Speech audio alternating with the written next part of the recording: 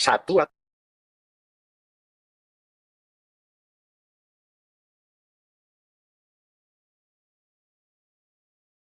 Baik, pada hari ini alhamdulillah pemeriksaan saksi telah selesai atas kasus dugaan pengeroyokan dan penganiayaan yang diduga dilakukan oleh saudara ARB bersama dengan inisialnya ASDR yang terjadi sekitar bulan 3 lalu yang dilaporkan oleh klien kita Pak Yakarim sebagai korban dalam hal ini.